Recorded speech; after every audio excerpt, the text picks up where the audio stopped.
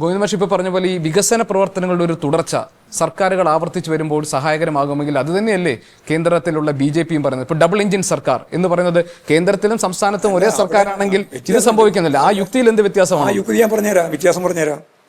ആ യുക്തിയുടെ വ്യത്യാസം ആരാണ് വികസിക്കുന്നത് എന്നുള്ളതാണ്. ലോകത്തിലെ ഏറ്റവും വലിയ മുതലാളിയായിട്ട് അംബാനിയെ മാറ്റാനാണ് നരേന്ദ്രമോദിയുടെ ശ്രമം.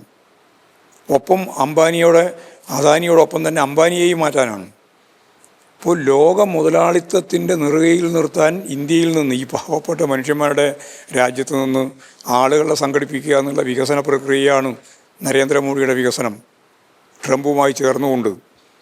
അതാ വ്യത്യാസം, മൗലികമായ വ്യത്യാസമാണ്. അപ്പോൾ മാഷ് പറയുന്നത് വികസനം എന്ന കാഴ്ചപ്പാടിനെ, അതിന്റെ നിർവചനത്തെ കുറിച്ചിട്ടുള്ള മാഷ് വ്യത്യസ്തമായ അഭിപ്രായം ഞാൻ പറഞ്ഞുതരാം. പക്ഷേ ഞാൻ അതൊന്നും വിശദീകരിക്കുന്നതല്ല, അത് കാണികൾക്ക് മനസ്സിലാവണമല്ലോ.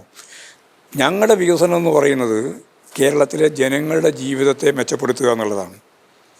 ഏറ്റവും പിന്നണിയിൽ കിടക്കുന്ന ജനതയെ ലോകോത്തരമായ രീതിയിൽ രൂപപ്പെടുത്തി വളർത്തിയെടുക്കുക എന്നുള്ളതാണ് ഞങ്ങളുടെ ഉന്നം. അല്ല, മാഷ് പറഞ്ഞത് എനിക്ക് മനസ്സിലായി. അതായത് വികസനം എന്നത് എങ്ങനെ നിർവചിക്കപ്പെടുന്നു, അതിന്റെ അടിസ്ഥാനത്തിലാണ് ഒരു സർക്കാരിന്റെ തുടർച്ച വേണമോ വേണ്ടയോ എന്നൊരു ജനങ്ങൾ തീരുമാനിക്കേണ്ടത്. ഞാൻ ആ ഭാഗം മനസ്സിലാക്കുന്നു. പക്ഷേ അവിടെ ഗോവിന്ദ മാഷ്, എന്റെ സംശയം, കേരളത്തിൽ ഇപ്പോൾ ഭരിക്കുന്നത് ഒരു ജനകീയ സർക്കാരാണോ അതൊരു ജനപ്രിയ സർക്കാരാണോ? ഒരു കമ്മ്യൂണിസ്റ്റ് പാർട്ടിയുടെ തലപ്പത്ത് നിൽക്കുന്ന ഒരാളിൽ നിന്ന് ഒരിക്കലും പ്രതീക്ഷിക്കാത്ത ഒരു വാചകം കഴിഞ്ഞ ദിവസം ഗോവിന്ദ മാഷിന്റെ ഭാഗത്തുനിന്നുണ്ടായി. താങ്കൾ പറഞ്ഞത് ഇടതുപക്ഷ നയങ്ങൾ നടപ്പാക്കാനുള്ളതാണ് ഈ സർക്കാർ എന്ന് നിങ്ങൾ ആരെങ്കിലും തെറ്റിദ്ധരിച്ചു എന്നതാണ്. ഇവിടെ ഇടതുപക്ഷ കാഴ്ചപ്പാട് വരുന്ന ഒരു ബദൽ സർക്കാരിനെയാണ് നിങ്ങൾ വാഗ്ദാനം ചെയ്തിരുന്നത്. അത് നടപ്പാക്കുന്നതിൽ എന്താണ് തടസ്സം? ഒരു തടസ്സമില്ല. ഇവിടെ ഇടതുപക്ഷ ജനാധിപത്യ മുന്നണി മുന്നോട്ടേക്ക് വെക്കുന്ന നിലപാടുകൾ നടപ്പിലാക്കാൻ പ്രയാസമില്ല. എന്നാൽ ഞങ്ങൾ കമ്മ്യൂണിസ്റ്റ് പാർട്ടി, ഞങ്ങളായാലും CPI ആയാലും കമ്മ്യൂണിസ്റ്റ് പാർട്ടിയും യഥാർത്ഥത്തിൽ മുന്നോട്ടേക്ക് വെക്കുന്ന നിരവധി മുദ്രാവാക്യങ്ങളുണ്ട്. ആ മുദ്രാവാക്യങ്ങൾ നടപ്പിലാക്കാൻ സാധിക്കുന്ന ഒരു ഗവൺമെൻറ് അല്ല ഇടതുപക്ഷ ജനാധിപത്യ മുന്നണി ഗവൺമെൻറ്. അതാണ് ഞാൻ ഉദ്ദേശിച്ചത്, അതാണ് ഞാൻ പറയുകയും ചെയ്തത്. ഇടതുപക്ഷ നയങ്ങൾ എന്ന് പറഞ്ഞാൽ കമ്മ്യൂണിസ്റ്റ് പാർട്ടി മുന്നോട്ടേക്ക് വെക്കുന്ന ഒരുപാട് നിലപാടുകളുണ്ട്, നയങ്ങളുണ്ട്. ആ നയങ്ങൾ മുഴുവൻ ഇവിടെ നടപ്പിലാക്കാൻ പറ്റുമോ? അവിടെ എനിക്ക് ചോദിക്കാനുള്ളത്, ഇടതുമുന്നണിയിൽ സംസാരിച്ച് ചർച്ച ചെയ്ത് തീരുമാനമെടുക്കുന്ന അല്ലെങ്കിൽ നയപരിപാടികൾ നടപ്പാക്കാൻ തീരുമാനിക്കും, അതിന്റെ ഭാഗമായിട്ടുള്ള ഒരു പ്രകടന പത്രിക ജനങ്ങൾക്ക് പ്രകടന പത്രിക അനുസരിച്ച് മുന്നോട്ടേക്ക് പോകുന്നത്. അതിനാർക്കാ തർക്കമുള്ളത്? ഞങ്ങൾ പറഞ്ഞതെന്താണോ അത് നടപ്പിലാക്കും, അത് ഉറപ്പായിട്ട് നടപ്പിലാക്കും.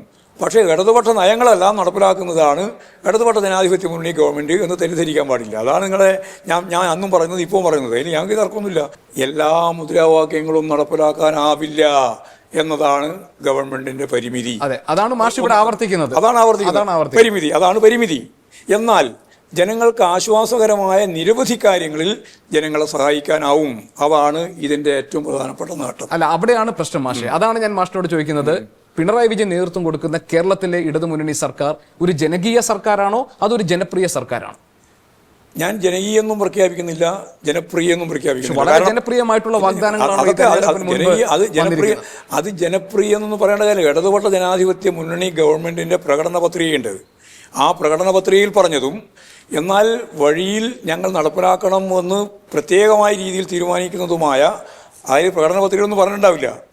പ്രകടന പത്രികയിൽ പറയാത്തത് ഉൾപ്പെടെയുള്ള ജനങ്ങൾക്ക് താല്പര്യമുള്ള, ജനങ്ങളെ സഹായിക്കുന്ന നിലപാടുകൾ ഉൾപ്പെടെ ചേർന്നിട്ടാണ് ഇടതുപക്ഷ ജനാധിപത്യ മുന്നണി ഗവൺമെന്റ് കഴിഞ്ഞ 9.5 കൊല്ലമായിട്ട് മുന്നോട്ടേക്ക് പോയത്. അവിടെയാണ് മാഷി പറഞ്ഞതുപോലെ കേരളത്തിലെ ജനങ്ങളുടെ ദീർഘകാലത്തേക്കുള്ള ഭാവി മുന്നിൽ കണ്ടുകൊണ്ടുള്ള വികസന പ്രവർത്തനങ്ങളും നിലപാടുകളുമാണ് ഈ സർക്കാർ തീരുമാനിക്കുന്നതെങ്കിൽ, നടപ്പാക്കുന്നതെങ്കിൽ നമ്മൾ അതിനൊരു ജനകീയ സർക്കാർ എന്ന് പറയും. അതല്ല, ഈ ഘട്ടത്തിലുള്ള ജനങ്ങളുടെ പ്രശ്നങ്ങൾ പരിഹരിക്കാൻ വേണ്ടി നടത്തുന്ന പ്രഖ്യാപനമാണെങ്കിൽ നമ്മൾ അതിനൊരു ജനപ്രിയത എന്ന് പറയും. ഞാൻ ചോദിക്കുന്നത് എന്റെ ചോദ്യത്തിൽ ഈ രണ്ടെണ്ണം കൂടി ചേർത്ത് പറയുന്നതല്ലേ അപ്പൊ ശരിയായില്ലേ എന്ന് പറഞ്ഞാൽ? അല്ല, ഞാൻ പറയേണ്ടത് ഇതൊരു ജനപ്രിയ സർക്കാരാണോ? നിങ്ങൾ ചോദിക്കുന്ന ചോദ്യത്തിന്റെ 2 ചോദ്യമല്ലേ ചോദിക്കുന്നത്?